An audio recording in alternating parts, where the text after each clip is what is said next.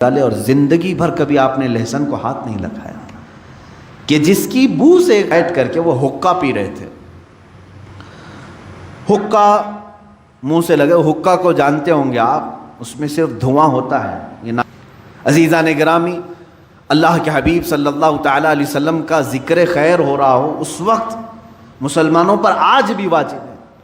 حضرت شاہ عبدالعزیز محدث دہلوی رحمۃ اللہ علیہ کے متعلق ایک بات روایات میں ملتی ہے کہ آپ مولود کی جب بھی محفل ہوتی تو بڑے ادب کے ساتھ حاضر ہو جاتے تھے. مولود سمجھ رہے ہیں نا، جس میں رسول کریم صلی اللہ علیہ وسلم کی ولادت پاک کا تذکرہ ہو رہا ہو، نعت ہو رہی ہو، حضور اکرم کی شان بیان کی جا رہی ہو، یہ مولود کی محفل اس کو کہتے ہیں. وہ ہمیشہ اس محفل میں ادب سے حاضر ہوتے. ایک مرتبہ اپنے گھر کے برآمدے میں یا گھر کے پاس بیٹھ کر کے وہ حقہ پی رہے تھے. حقہ منہ سے لگے، حقہ کو جانتے ہوں گے آپ، اس میں صرف دھواں ہوتا ہے. یہ ناجائز و حرام نہیں ہے، ورنہ علماء اس کا استعمال نہیں کرتے. حقہ نوشی فرما رہے تھے. تھوڑی دیر میں آپ کے کانوں میں مولود پاک کی آواز آئی. پڑوس میں کسی کے گھر میں یہ میلاد شریف کی محفل ہو رہی تھی. آپ نے حقہ چھوڑ دیا، فوراً اٹھ کر کے بھاگ گئے اور جا کر کے مجلس میں بیٹھ گئے ادب سے. اور جب رسول کریم صلی اللہ علیہ وسلم کی اس میلاد کی محفل میں بیٹھتے تو آپ پر رقت طاری ہو جاتی تھی. آپ کی آنکھیں بند اور وجد میں آئے. تھوڑی ہی دیر میں آپ نے دیکھا رسول کریم صلی اللہ تعالیٰ علیہ وسلم کو مجلس پاک میں، لیکن اس حال میں کہ حضور صلی اللہ علیہ وسلم غضبناک ہیں، چہرے پر غصے کے آثار ہیں، چہرہ سرخ ہے.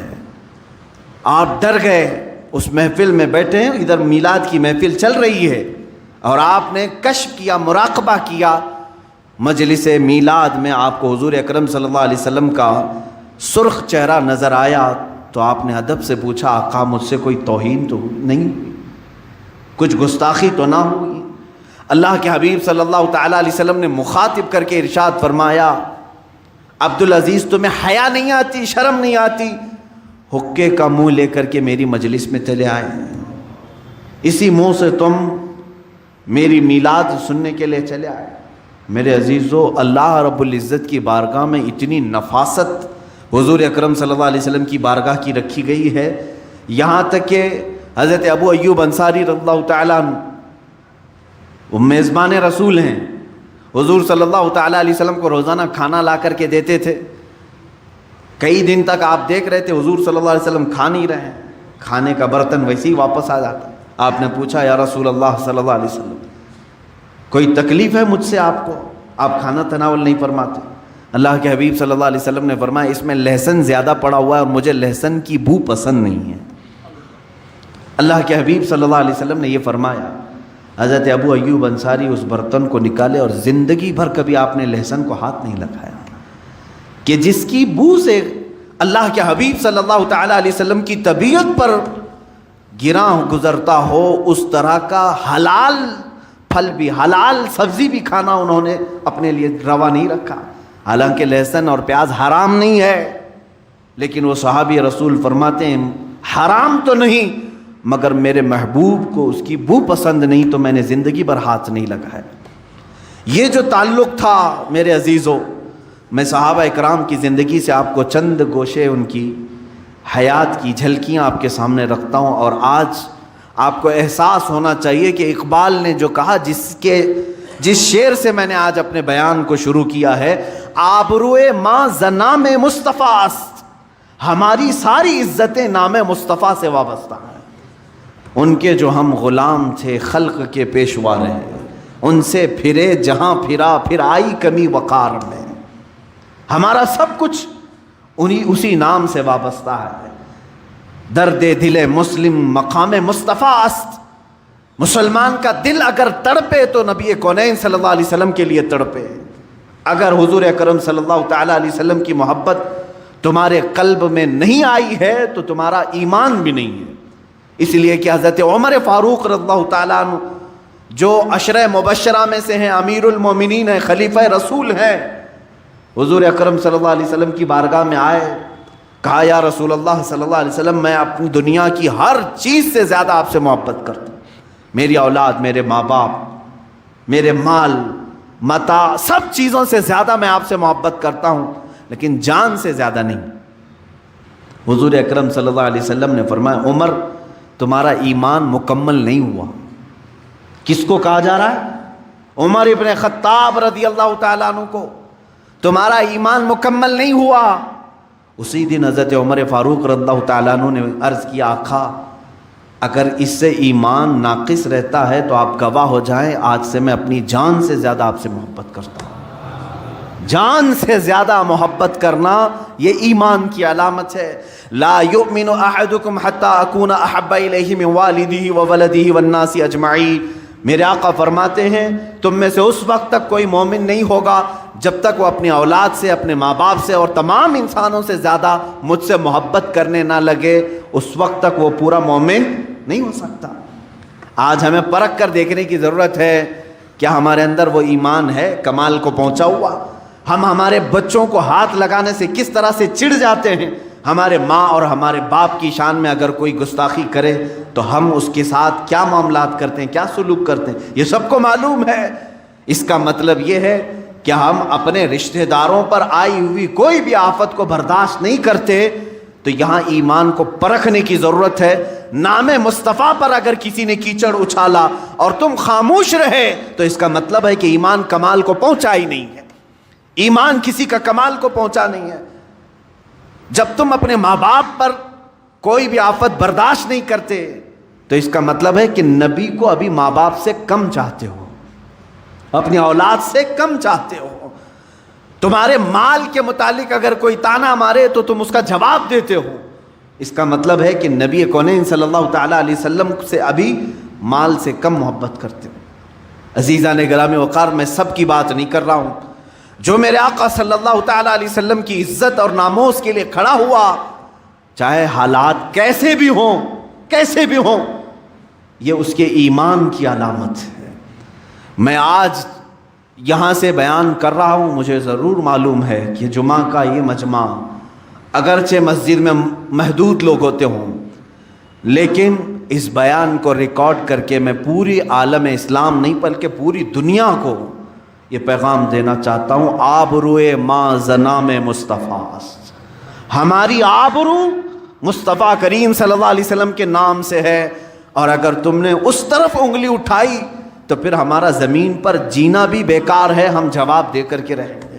آج فرانس کی گورنمنٹ بھی خاموش بیٹھی ہے چارلی ہیبڈو نام سے، جو گستاخانہ خاکے بنانے کے لیے پوری دنیا میں اعلانات ہو رہے ہیں، یہ جان بوجھ کر کے ہوتے ہیں۔ رسول کریم صلی اللہ تعالیٰ علیہ وسلم کے کارٹون بنانا ہے، اور اس کو یہ کیا کہہ رہے ہیں؟ یہ آزادی رائے ہے، یہ فریڈم آف سپیچ جس کو کہتے ہیں۔ ہر ایک کو آزادی ہے، کسی کے بھی آزادی، تم آپس میں ایک دوسرے کے حلیے بناؤ، اللہ اور اس کے رسول کو اپنی آزادی کا نشانہ ہرگز نہ بناؤ، یہاں کوئی آزادی نہیں ہے۔ اس لیے اس زمانے میں یہ آیت نازل ہوئی ہے، تو میرے عزیزوں اس معاملے کو ہلکا نہ سمجھ لیں۔ اس وقت بھی کہا جا سکتا تھا نا فریڈم آف سپیچ ہے، مذاق کرنے کا اختیار ہے ہر ایک کو، لیکن میرے عزیزوں مذاق کا تخت کبھی بھی نبی کونین کی ذات اور اللہ رب العزت کی ذات ہم بننے نہیں دیں گے، پوری دنیا میں کہیں پر بھی ہو۔ آج افسوس اس بات کا ہے کہ پوری دنیا میں تقریباً 57 کنٹریز بنام مسلمان ہیں، 57 ملک ہیں، ان میں سے اکا دکا کہیں سے آواز آتی ہوگی، ورنہ سارے یہودیوں کے ایجنٹ بیٹھے ہوئے ہیں جن کے منہ میں انہوں نے اپنی زبان رکھ دی ہے، اور کوئی کہیں سے آواز نہیں کرتا۔ سعودی جو مکمل یہودی بنا جا رہا ہے، یو اے ای، آل نہیان جہاں حکومت کر رہے ہیں اسرائیل کے پٹھو ہیں، یہ تمام وہ کنٹریز ہیں جو جبے کبے بھی پہنتے ہیں، سروں پر رومال بھی رکھتے ہیں، اور پوری دنیا کو مسلمان ہونے کا اعلان بھی کرتے ہیں، اپنے آپ کو ٹھیکیدار سمجھتے ہیں۔ ارے یہ خانہ کعبہ کے خادم اپنے آپ کو کہتے ہیں۔ رسول مختار صلی اللہ تعالیٰ علیہ وسلم کی شان میں نازیبا کلمات بکے جا رہے ہیں، ان میں سے کسی ایک کو بھی بولنے کی ہمت نہیں۔ حد تو یہ ہے، ابھی چند دنوں پہلے خانہ کعبہ میں مسجد حرم میں جو دنیا کے تمام مسلمانوں کا قلب سمجھا جائے، دل سمجھا جائے، وہاں کے منبر سے مسجد حرم کا امام لوگوں میں خطبہ یہ دے رہا ہے کہ اے مسلمانوں، اسرائیل سے تعلقات اچھے ہونے چاہیے یہودیوں سے، اس لیے کہ یہ بھی نبی کی سنت ہے۔ یہ کہاں سے بات ہو رہی ہے؟ اب خانہ کعبہ سے، حرم مکہ سے بات ہو رہی ہے۔ یہ بکے ہوئے لوگ ہیں۔ اے مسلمانوں، اب پہچانو۔ میں آپ کو ایک بات بتانا چاہوں گا، آپ لوگ یہ پہلے سے علماء پر طعنہ مارتے تھے، جب بھی کبھی یہاں سے سنی مسلمان مکہ مکرمہ جاتے ہیں، ان بدبخت وہابی علماء کے پیچھے نماز پڑھنے کا دل نہیں کرتا تھا، تو لوگ ہمیں پکڑ کر کہتے لاکھوں لوگ نماز پڑھ رہے ہیں، یہ ایک تم اپنی 1.5 انچ کی الگ مسجد بناؤ گے، ایک جماعت الگ لے کر کے تم نماز پڑھو گے؟ تمہیں ابھی ان کے کرتوت نہیں معلوم، ان کے کارنامے نہیں معلوم۔ میرے عزیزوں، یہ وہی ائمہ حرم ہیں جہاں پر یہ مسجد حرم میں امامت کرنے والے اماموں میں سے ایک امام نے پی ایچ ڈی کی ہے اس بات پر کہ رسول اللہ کے ماں باپ جہنم میں ہیں۔ ان کی پی ایچ ڈی ہوئی ہے اس بات پر، یہ تھیسس لکھ رہے ہیں اس بات پر۔ معاذ اللہ رب العالمین، آج پوری دنیا دیکھ رہی ہے اور سن رہی ہے۔ اگر عربی نہیں آتی تو ٹرانسلیشن سن کر کے دیکھو، مسجد حرم سے خطبہ دینے والا امام پورے مسلمانوں کو خطبہ دیتا ہے۔ یہ نہیں کہ مسجد حرم کے صرف مسلمانوں کو، پوری دنیا میں یہ لائیو سنا جاتا ہے اور پہنچایا جاتا ہے، اور وہاں سے یہ تنبیہ کی جا رہی ہے کہ اسرائیل سے تعلقات استوار ہونا چاہیے۔ یہ بولی کس کی؟ جو تخت پر بیٹھا ہوا ظالم نمرود ہے، اس نے جیسا کہا ویسے ہی امام بولنا پڑتا ہے۔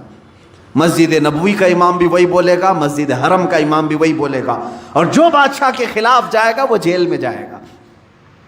کئی علماء کو انہوں نے جیل میں ڈالا بھی ہے۔ ہو بہو یہی حال امارات میں ہے، مصر میں ہے اور بحرین میں ہے۔ یہ سب وہ کنٹریز کے نام میں لے رہا ہوں جن کو بنام مسلم سمجھتے ہیں۔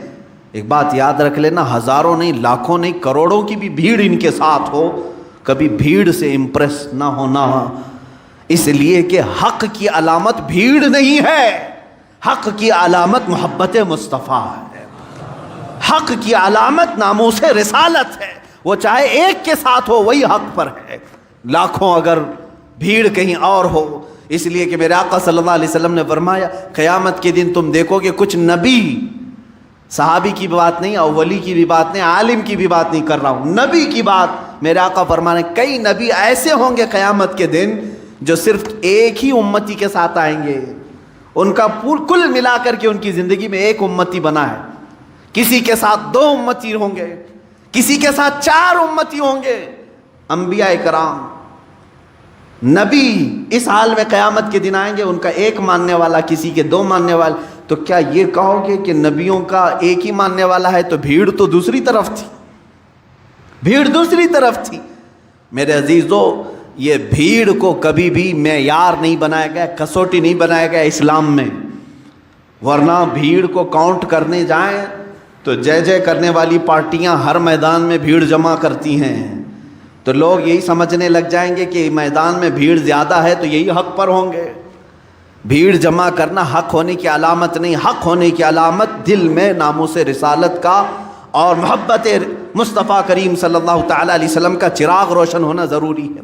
اور میں آپ کو بتاتا ہوں، جن خبثائے زمانہ کی بات میں نے آج آپ کے سامنے کی ہے، یہ مردود زمانہ ہیں، نمرود زمانہ ہیں جو تخت پر بیٹھے ہوئے ہیں۔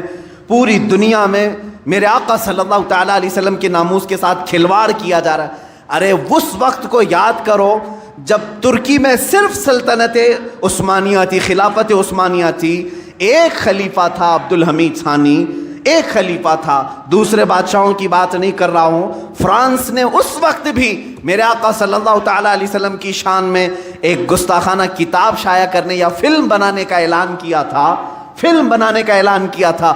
تنہا خلیفہ عبد الحمید ثانی نے اعلان کیا تھا مسلم امہ کے لیے کہ اگر فرانس نے یہ فلم بنانے کی کوشش کی تو پھر ہم اس کو منہ توڑ جواب دیں گے، ہم اپنے تمام سفارتی تعلقات ختم کریں گے۔ اور اسی اثنا میں صرف ایک اعلان پر تمام فوجی اپنی پریڈ میں شامل ہو چکے تھے۔ فرانس اس چیز سے اتنا گھبرایا کہ 100 سال ہو گئے آج تک وہ فلم کی طرف دوبارہ نہیں گیا. تنہا ایک خلیفہ تھا. یہ 100 سال پہلے کی بات کر رہا ہوں. آج 57 ملکوں میں یہ تخت پر بیٹھے ہوئے ہیں نامرد قسم کے بادشاہ، جن کے زبانوں میں ان یہودیوں نے اپنی زبان رکھ دی ہے، اپنی بولی رکھ دی ہے. حیرت کی بات ہے اتنے سالوں سے جو فلسطین کے نادان بچوں کو قتل کرنے والا اسرائیل، یہودیوں کا مرکز، بیت المقدس کو ہمیشہ کے لیے فنا کرنے کے خواب دیکھنے والا اسرائیل، جس کو آج تک مسلم کنٹریز نے قبول نہیں کیا تھا، یہ 1948 میں آ کر انہوں نے ملک بنانے کا اعلان کر دیا، زبردستی قبضہ کر کے فلسطینیوں پر، اور تقریباً پورا فلسطین قبضہ کر لیا. تقریباً اب چھوٹے چھوٹے شہر باقی رہ گئے فلسطینیوں کے. انہوں نے اپنی کنٹری کا اعلان کیا کہ ہماری خود کی یہ کنٹری ہے، اس کا نام اسرائیل رکھا 1948 سے، 1948 سے. اور آج 2020 میں پہنچ کر ان کا حال یہ ہو گیا کہ انہوں نے اپنے پرانے وعدے ساری چیزیں توڑ کر کے بیت المقدس جہاں ہے وہاں اپنا کیپٹل بنانے کا اعلان کیا. امریکہ بھی اس کو تسلیم کر لیا، دوسری کنٹریز ایک کے بعد دیگرے تسلیم کرتے جا رہے ہیں. لیکن شرم کی بات اس وقت ہے جب مسلمانوں کے نام سے مشہور ممالک میں سے UAE، متحدہ عرب امارات، اس کے بادشاہ نے اعلان یہ کیا پچھلے چند دنوں پہلے کہ ہم اسرائیل کو بطور ملک تسلیم کرتے ہیں اور ان کے ساتھ سفارتی تعلقات قائم کرتے ہیں. دبئی نے تعلقات قائم کیے. سعودی عرب، جس کو میرے آقا صلی اللہ علیہ وسلم نے جزیرۃ العرب فرمایا ہے، سعودی انہوں نے نام رکھا ہے. اللہ کے نبی صلی اللہ علیہ وسلم نے فرمایا اخرج الیہود والنصارى من جزیرۃ العرب، جزیرۃ العرب سے یہود و نصارہ کو پاک کرو. حضور اکرم صلی اللہ علیہ وسلم نے جو ہے فرمایا. آج تک عرب شریف تھا. سعودی نے UAE کی حمایت کرتے ہوئے اسرائیل کے پلین اور اس کی تمام ہوائی راستوں کو اپنے ملک کے اوپر سے جانے کی پرمیشن بھی تھی. در پردہ یہ تمام چیزیں ایک ہی ملک کے لیے ہو رہی ہیں، وہ اسرائیل کے لیے. مجھے معلوم ہے میں یہ سخت جملے آج بول رہا ہوں، یہ میرا حق ہے، اور بطور مسلمان یہ میرا حق ہے. میں اپنا احتجاج درج کرا رہا ہوں. آج اگر کسی نے کہیں پر بھی ہولوکاسٹ کا ذکر کیا تو اسے مار دیتے ہیں یہودی. ہولوکاسٹ کا ذکر کر دیا اگر کسی نے، اسے کہیں نہ کہیں پکڑ کر کے مار دیتے ہیں یا اس پر کیس کرتے ہیں. پورے ورلڈ میں کہیں پر بھی ہولوکاسٹ کا ذکر کرنے والوں کو چھوڑتے نہیں ہیں. قانونی چارہ جوئی کی جاتی ہے یا تو اسے ختم کر دیا جاتا ہے. کیوں؟ ہولوکاسٹ میں یہودیوں کی بدنامی ہے، ان کی رسوائی ہوتی ہے، ان کی ذلت ہوتی ہے. میرے عزیزو، ایک مٹھی بھر جماعت ہولوکاسٹ کا نام برداشت نہیں کرتی، اور پوری دنیا میں 1 ارب سے زیادہ مسلمان اپنے نبی کی شان میں گستاخی کیوں برداشت کر کے بیٹھے ہوئے؟ خاموش تماشائی کیوں ہیں؟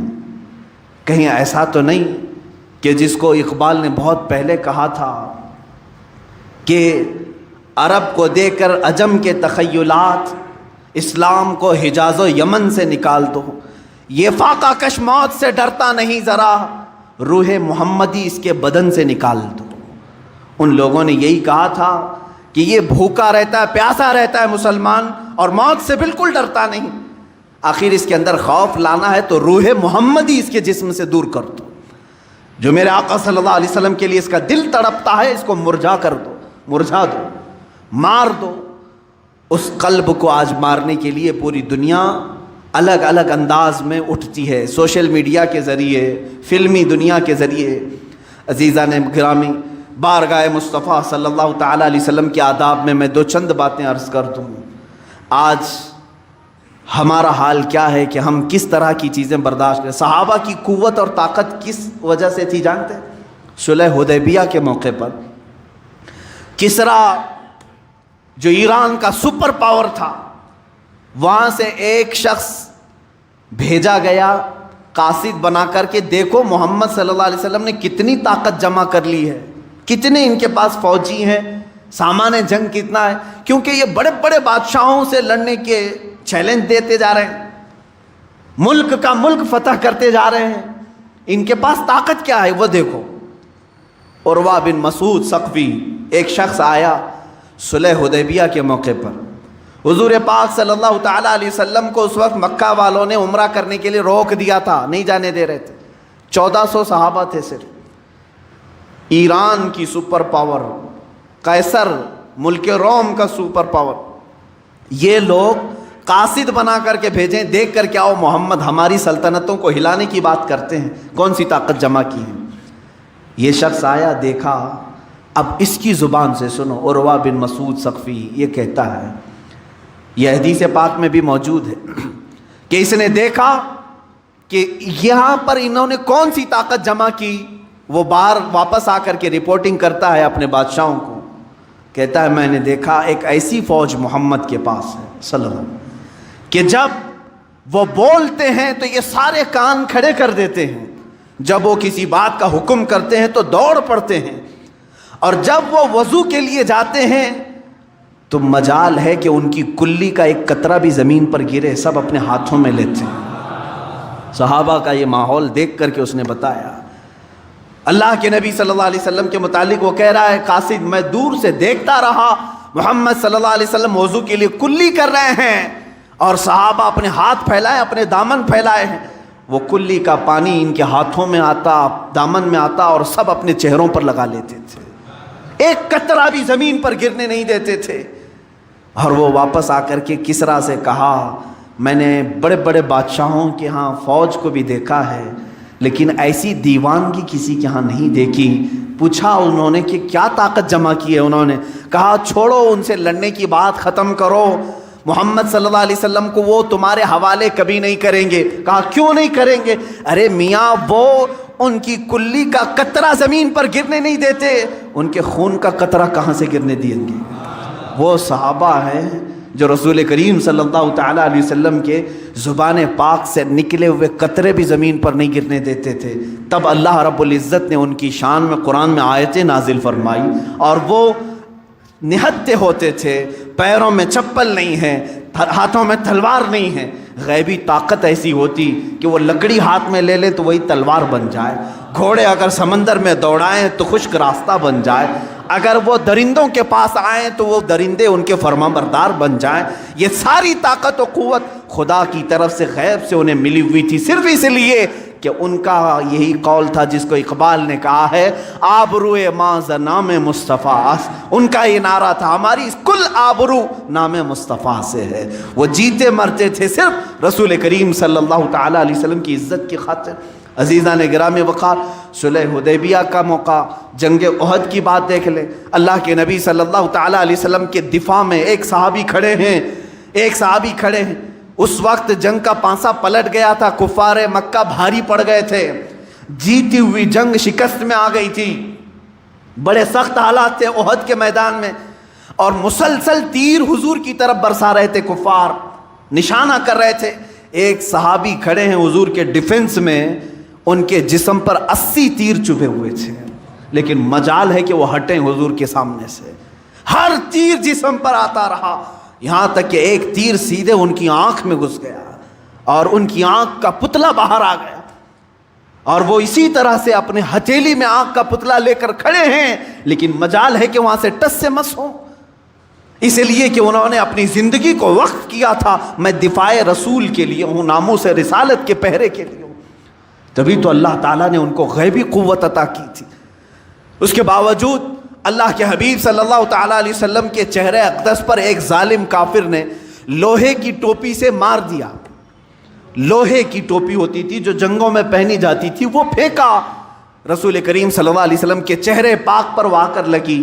اس کے 2 دانت تھے لوہے کے, وہ سیدھے حضور اکرم صلی اللہ تعالیٰ علیہ وسلم کے رخساروں سے, گال میں سے اندر داخل ہو کر کے دانتوں میں چلے گئے, اور وہ لوہے کی خود نکل نہیں رہی تھی. وہ دانت جو تھے وہ نہیں نکل رہی تھی, کاڑیاں جس سے دانت ہل گئے تھے. صحابہ اکرام بے قرار تھے. جانتے ہیں وہ منظر اگر میں اس کی عکاسی کروں, حدیث کے اوراق پڑھتے پڑھتے میری آنکھیں بھیگ گئی تھی. صحابہ ٹوٹ کر کے میرے آقا کے پاس آئے. صدیق اکبر کہتے ہیں یا رسول اللہ, میں یہ دانت کے یہ کاڑیاں میں نکال دوں گا, یہ کڑیاں میں نکال دوں گا. حضرت عمر ہیں, حضرت عثمان ہیں, اور دیگر صحابہ ہیں، وہ لوگ کسی نہ کسی طرح سے یہ رسول کریم صلی اللہ تعالیٰ علیہ وسلم کے رخسار میں چبھے ہوئے ان کڑیوں کو نکالنا چاہتے ہیں۔ کس حالت میں جانتے ہیں؟ کس حالت میں؟ ان صحابہ میں سے ہر ایک کے جسموں پر بڑے بڑے تیر چبھے ہوئے ہیں، وہ تیروں کے ساتھ حضور کے ساتھ کھڑے ہیں۔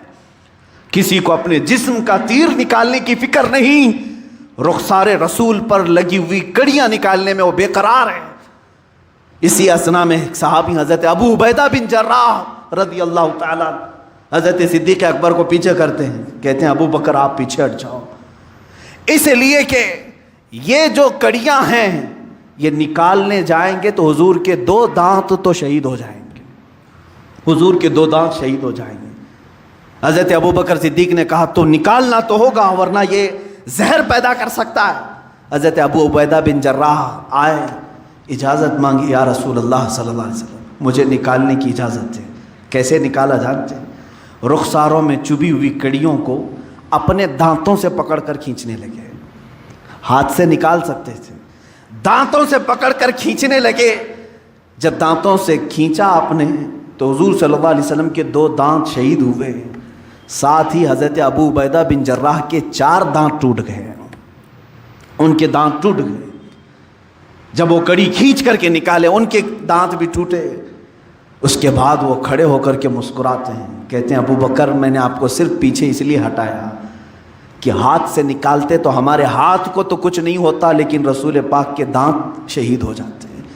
میں نے اپنے دانتوں سے اس لیے نکالا کہ حضور پاک صلی اللہ علیہ وسلم کے اگر 2 دانت جائیں تو پھر ہمارے منہ میں کسی کے دانت ہونا ہی نہیں چاہیے، ہم سلامت کیسے رہیں۔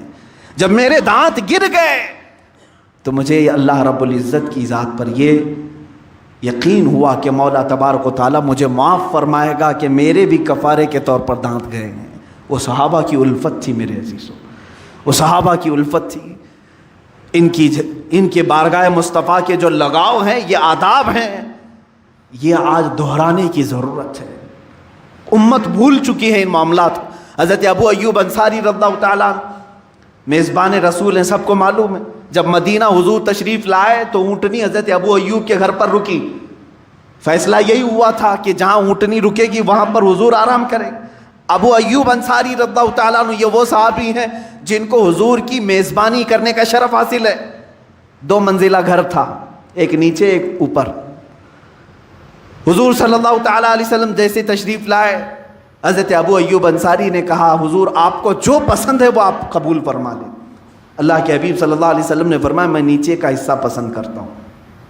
لوگ ملنے والے آتے جاتے رہیں گے، تقریباً 7 یا 8 مہینے تک میرے آقا کا قیام ان کے گھر پر رہا ہے۔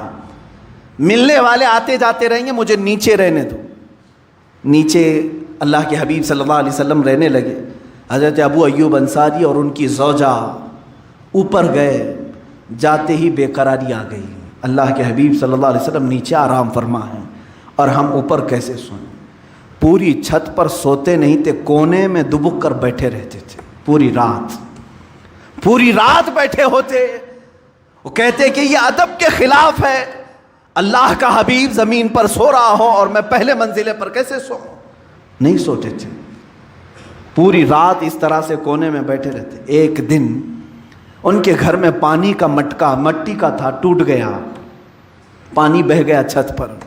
چھپرے کی چھت ہوتی تھی، جانتے ہیں حضرت ابو ایوب انصاری کے ہاں ایک ہی کمبل تھا، ایک ہی لحاف تھا، وہ پورا لحاف انہوں نے پانی میں بھگو دیا۔ جو کپڑے تھے وہ پھاڑ پھاڑ کر پانی میں بھگو دیا، جمع کر لیا۔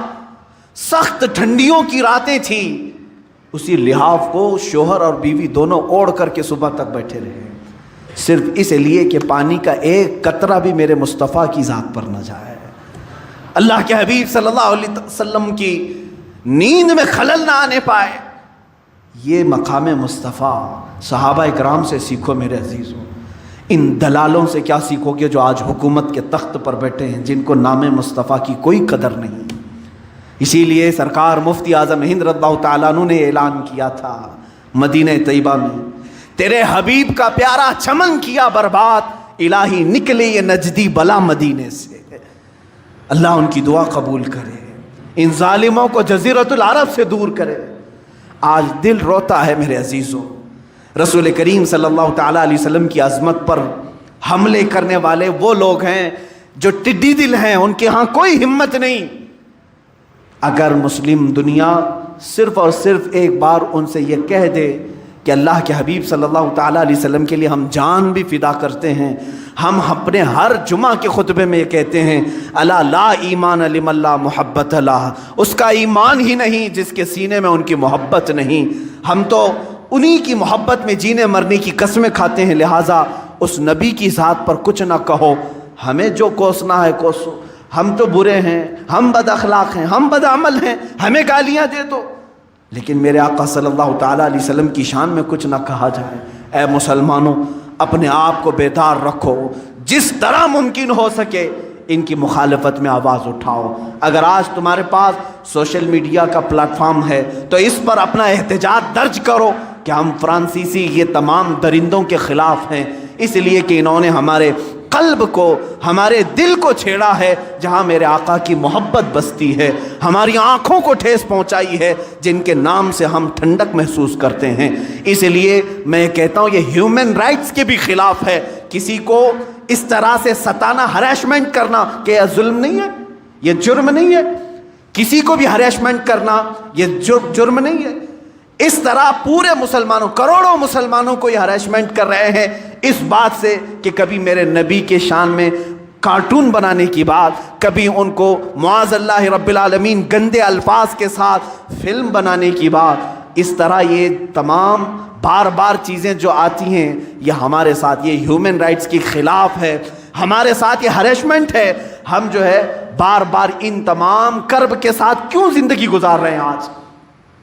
کیا ہمیں دنیا میں اس زمین پر تمام لوگوں کی مذہبی آزادی کے ساتھ جینے کا حق نہیں ہے؟ عزیزان گرامی، ہمارا اسلام تو یہ دعوت دیتا ہے لا تسبوا الذین یدعون من دون اللہ فیسبوا اللہ عدوا بغیر علم۔ قرآن کہتا ہے تم ان کے خداؤں کو گالی مت دو، ان کے خداؤں کو گالی مت دو، اس لیے کہ وہ پلٹ کر کے تمہارے خداؤں کو تمہارے خدا کو بولیں گے، جو اللہ حقیقی ہے اس کو تم وہ گالی دیں گے۔ ہمیں تو یہ منع کیا گیا ہے۔ یہ مغرب، یہ ویسٹرن، جہاں سے یہ لوگ اپنے آپ کو پورا سپر پاور کہنے کا دعویٰ کرتے ہیں اور سب سے زیادہ ترقی یافتہ کہتے ہیں، ان ظالموں کو اتنی بھی تمیز نہیں کہ کسی پوری دنیا کے ایک مذہب کی مقدس شخصیت کے ساتھ کھلواڑ کرنا یہ جرم ہے یا نہیں، ان کو اتنی بھی تمیز نہیں۔ یہ جان بوجھ کر کے کیا جا رہا ہے۔ آج میں مسلمانوں کو ایک درس دے کر کے جانا چاہوں گا، آخری میرا پیغام سنیں۔ حضرت علامہ ابن حجر عسقلانی رحمۃ اللہ تعالیٰ علیہ نے لکھا ہے کہ بغداد پر جب حملہ ہوا تھا تاتاریوں کا، ان ظالموں نے پورے مسلمانوں کا قتل عام کیا تھا، دریائے دجلہ کا پانی مسلمانوں کے خون سے لال ہو گیا تھا، بہت انہوں نے ظلم و ستم ڈھائے، اور ان کا محبوب مشغلہ کیا تھا؟ شام کو آتے تھے، کسی عیسائی پادری کو بٹھا کر کے حضور کی شان میں نازیبا کلمات بکنے کے لیے اسے کہا جاتا، پیسے دیے جاتے۔ ایک بار دربار میں علماء کو قید کر کے لائے ہیں، مسلم علماء کو، ان کے ہاتھ پیچھے بندھے ہوئے ہیں، زمین پر لیٹے ہوئے ہیں، اور دربار میں یہ سارے تاتاری اور بادشاہ بھی بیٹھا ہوا ہے۔ ایک عیسائی پادری کو لایا گیا اور کہا گیا کہ تو حضور اکرم صلی اللہ تعالیٰ علیہ وسلم کے بارے میں جتنا ہو سکتا ہے گرا کر کے باتیں کر، ان کے لیے برے برے شعر بول۔ وہ شروع کرتا ہے۔ اتفاق ایسا کہ اس بادشاہ کا ایک پالا ہوا کتا تھا جو سونے کی زنجیر سے بندھا ہوا رہتا تھا، سونے کی زنجیر سے اسے باندھتا تھا بادشاہ۔ جیسے ہی وہ عیسائی پادری گستاخی شروع کیا، وہ کتا بھونکنے لگا، کتا بھونکنے لگا، اس نے بند کر دیا۔ پھر تھوڑی دیر کے بعد اس نے پھر وہی کام شروع کیا، کتا پھر بھونکنے لگا۔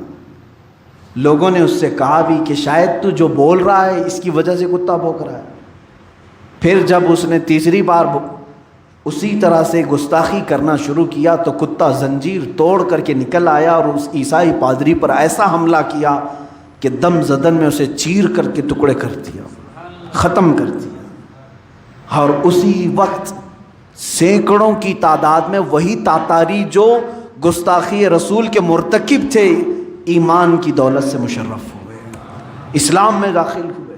میں یہ بات اس لیے عرض کر رہا ہوں، کبھی کبھار مجھے ایسا لگتا ہے کہ وہ کتا تو ہم سے اچھا تھا، وہ کتا تو ہم سے اچھا تھا، جو ناموں سے رسالت پر کوئی ایک جملہ سننا اسے پسند نہیں تھا، کتوں سے گئی گزری زندگی ہم گزارنے پر آ گئے۔